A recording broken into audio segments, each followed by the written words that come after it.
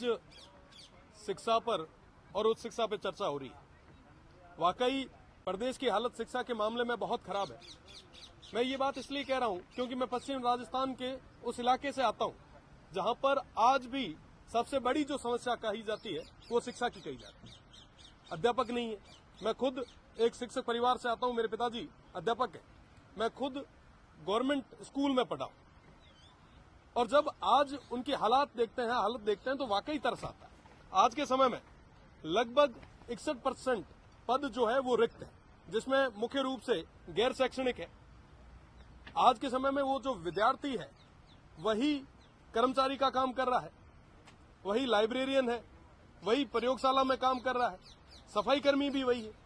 साहब, ऐसे दौर में आप एजुकेशन दे कैसे पाएंगे? और सबसे बड़ी समस्या हमारे आने वाली पीढ़ी को है।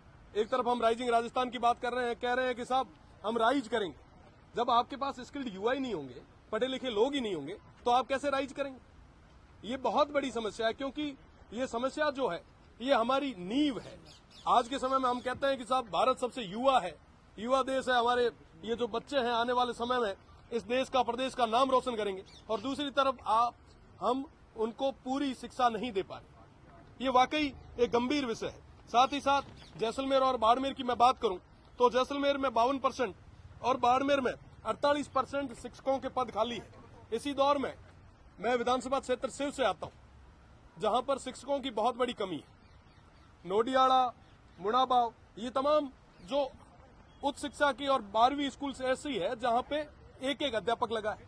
आप विचार करें कि एक अध्यापक के भरोसे किस तरीके से स्कूल चलेगी और वहां पे पढ़ने वाले बच्चों का भविष्य कैसा होगा। साथ ही साथ पिछले राज में जो स्कूलें कर्मोन्नत हुई उनके अंदर आज भी नए पद सर्जित नहीं किए गए। मैं बात करना चाहूंगा, मैं एक वार्षिक उत्सव कार्यक्रम में गया था। रत्ते कुमार की ढाणी करके हमारा एक विलेज है, एक गांव है। वहां पे एक बच्चे ने कहा कि साहब हमारे यहाँ शिक्षक नहीं है, हमारे यहाँ नए पद सर्जित नहीं हुए। आप विडंबना देखिए कि 12वीं तक स्कूल है, वहां पे 6 अध्यापक है। आप कैसे सही गुणवत्ता वाली शिक्षा दे पाएंगे?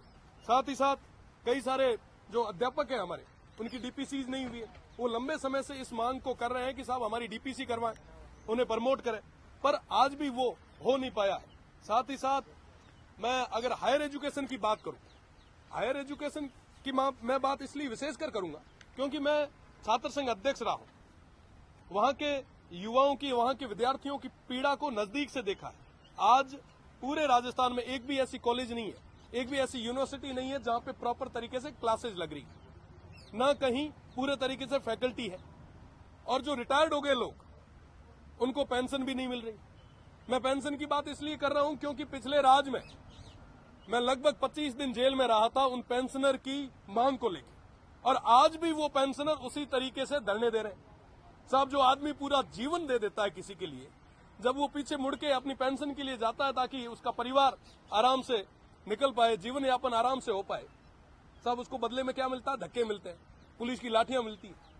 दीक्षांत समारोह में एक बार हम विरोध दर्ज करवाने गए, पिछले राज ने हमें कई दिन तक जेल में रखा, और उसके बाद जब आज वापिस यहां तक आए, आज सुबह जब मेरी चर्चा चल रही थी तो उन्होंने कहा कि साहब आज भी हमें पेंशन नहीं मिल रही। ये सिर्फ एक जोधपुर विश्वविद्यालय की या पश्चिमी राजस्थान की बात नहीं है, लगभग पूरे राजस्थान भर की यूनिवर्सिटीज और कॉलेजेस की यही हाल है।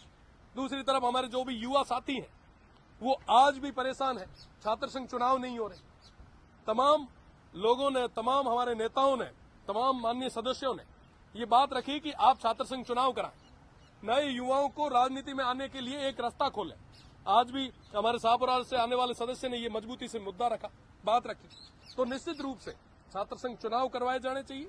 आप जब तक पूरे तरीके से शिक्षक नहीं लगाएंगे, नई भर्ती करके उनको उस पश्चिमी राजस्थान में नहीं भेजेंगे, तब तक मुझे नहीं लगता कि ये शिक्षा का जो एक स्ट्रक्चर है ये खड़ा हो पाएगा। अगर वाकई आप चाहते हैं कि हमारे आने वाली पीढ़ी मजबूत हो, तो निश्चित रूप से आपको नए संसाधन भी देने होंगे, शिक्षक भी देने होंगे, और साथ ही साथ इस व्यवस्था के लिए आपको मजबूती से काम भी करना है। धन्यवाद।